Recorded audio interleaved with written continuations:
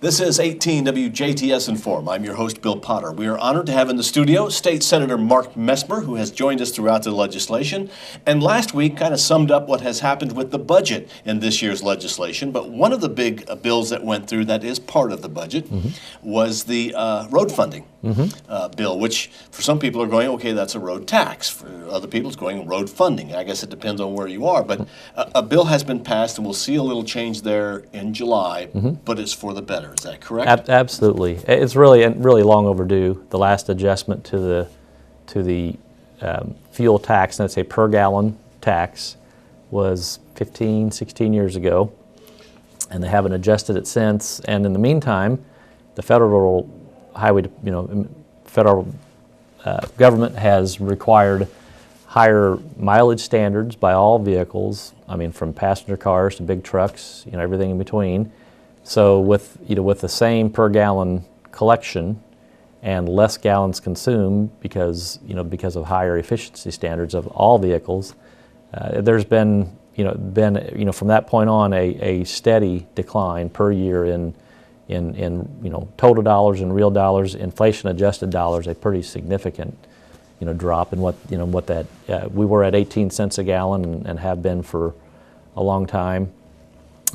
So in real dollars and inflation adjusted dollars, we've seen some pretty significant strain on what that can get done. Adding to that, the federal government has only got a federal highway funding bill in place through 2020, and we're hearing from most of our congressional and Senate delegation that don't plan on that to be extended past that.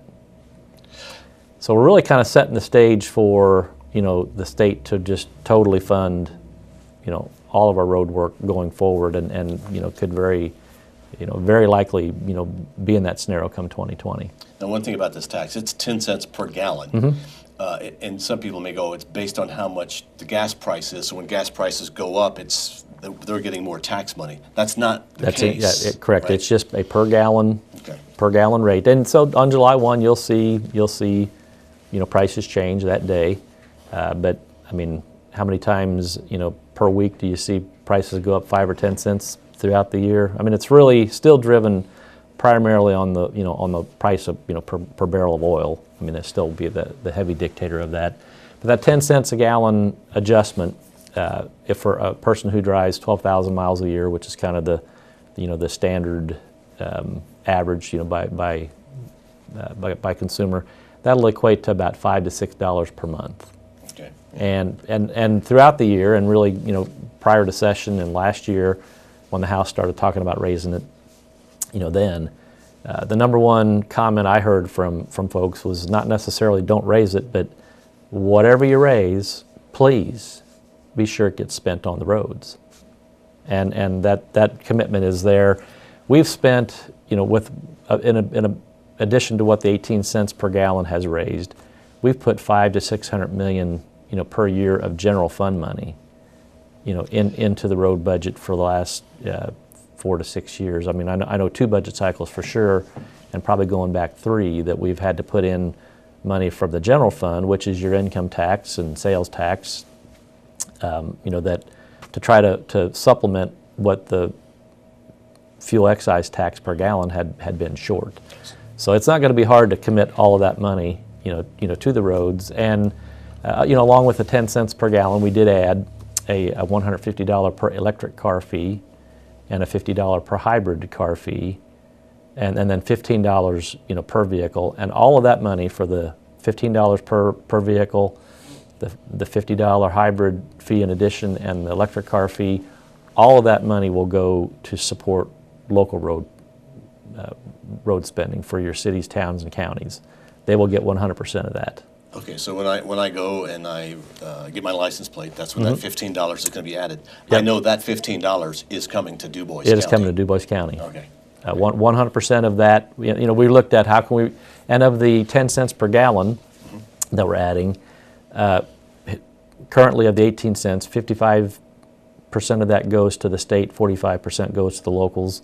Of the 10-cent increase, that will stay the same. That sharing will be the same. So they'll get, they're going to get, starting in this year in July 1, up just by raising the fuel tax until all the other fees and things phase in and add to it. It'll be $350 million more for the state this year, above and beyond and $250 million more for locals. So we were spending about $1.5 billion, between federal and state dollars. Will be another $600 million this year, and each year, as we're also going to start transferring all of the sales tax on fuel. We're going to slide each year. We're going to increase it by 0.75%. We currently allocate 2.5% of the 7%, to road funding, and over a 6-year period, we're going to slowly slide all of the sales tax collected on fuel to road funding as well. So between that, over the next 6 years, it'll start with the $600 million more this year, and at the end of 6-year period, it'll be $1.2 billion that'll be spent additional, on roads, and then going out, the next, 10 to 20 years, we expect that to then, keeping pace with inflation, to stay on the same trend. So basically now, state gas tax is going to be 28 cents. Mm-hmm. Okay, and some people go, that's a lot of money, but we're already paying 18 cents. It's only going up a dime. But if you're using the service, you're paying for the service roughly. Right. Mm-hmm. And the reason you also need to raise it is because you're not taking in that money like you used to, because not as much gas is being sold because people have better gas mileage.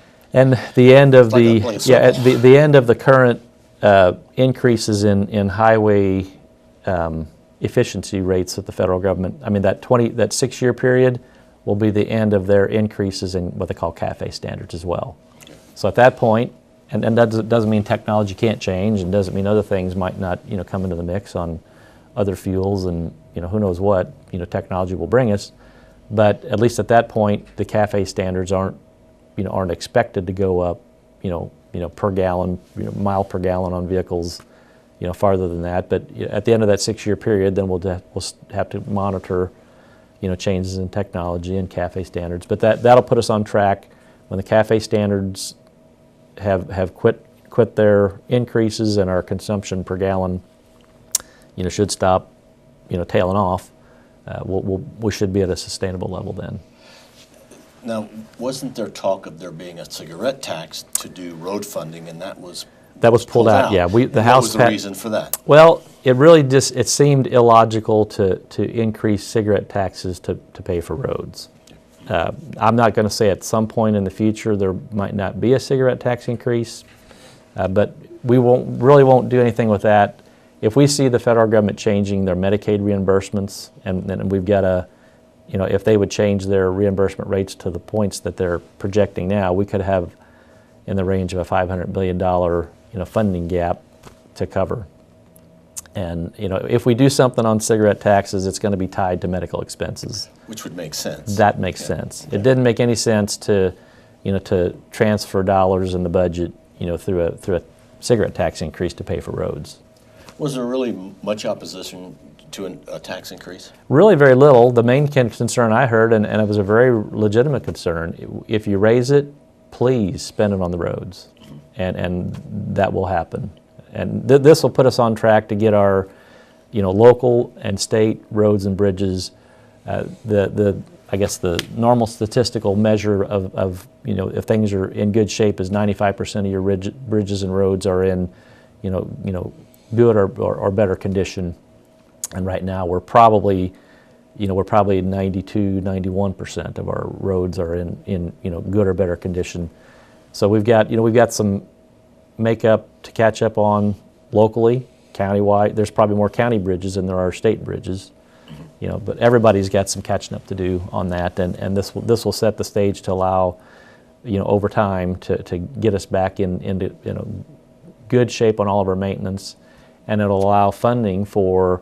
They want to do lane extensions on I-65 and I-70. Make sure we have 3 lanes from Chicago to Louisville and from Evansville to Michigan on I-65, I-70, I-69 to allow us to complete construction, from Martinsville to Indianapolis to get the bridge, into Ohio completed. It'll set the stage for money to be in place for all of those, and the 4-lane extension of US 231, from Dale to I-69, we'll be able to get that into the funding mix. Another significant project, they've already got 4 lanes on US 31 from Indianapolis to South Bend. That was a 10-year project of getting that 4-laned everywhere, but they still have a lot of stoplights.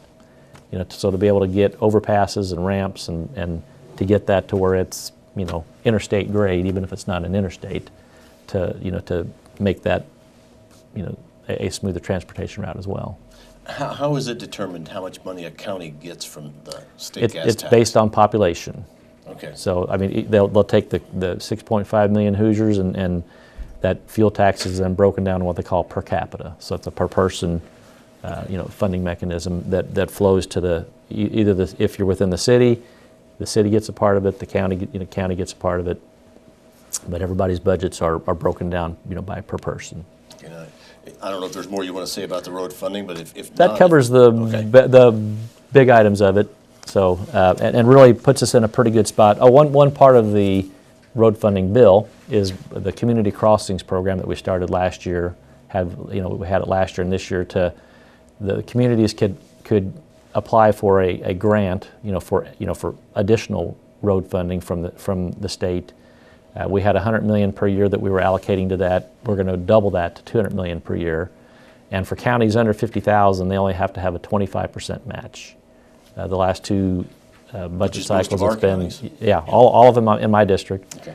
It was a 50-50 match before.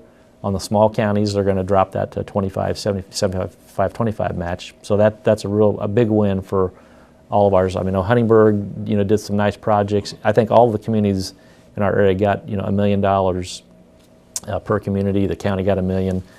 So any additional projects they had, that's going to allow them to, to leverage their dollars farther. And use it for road funding or special has projects. to be road projects. Okay. Yep.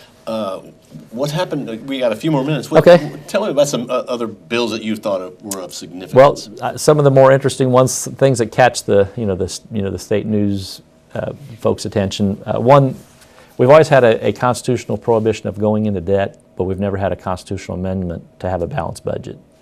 So, and the way they would keep from, going into debt in times past when the money was tight, they just quit paying their bills in the month of June, either a week early, 2 weeks early, 3 weeks early, a month early, and hope the next year, the money would let them catch up. But they, we really, there were years we didn't actually have a balanced budget. We spent, more than we took in. We give our governor some flexibility to cut back on spending to help manage that. But SJR 7, so in 2018, when you go to the ballot box, you'll be voting on a constitutional amendment. And I think we're only one of maybe 5 or 6 states that doesn't have that. We've done a pretty good job, historically, but thought that made good, prudent sense to do that. So it just requires it now? Requires okay. it. Mm-hmm. A bill that, not so much problems this year, but in the last few years, the I-STEP testing had really kind of become a sore spot for everybody. House Bill 1003 is going to eliminate I-STEP. At the high school level, there will be no I-STEP testing requirement going forward. They'll be able to use their SAT, ACT scores as that benchmark. We're going to create, for career and tech education students, some alternative pathways to complete that, military entrance exams. We're going to let the Department of Education and the State Board of Education formulate those, but we gave them about 6 or 7 options of things that they could use for that graduation requirement for high school students to eliminate I-STEP completely at that level. And for grades 3 to 8, it's going to be replaced with 1 test at the end of the year, and it can be an off-the-shelf type test like Iowa Basics or Northwest Education Alliance. Tests that are cheaper, less time, quicker to grade. Anything that does have a handwritten component of it, we'll have our Indiana teachers do the grading of that over the summertime.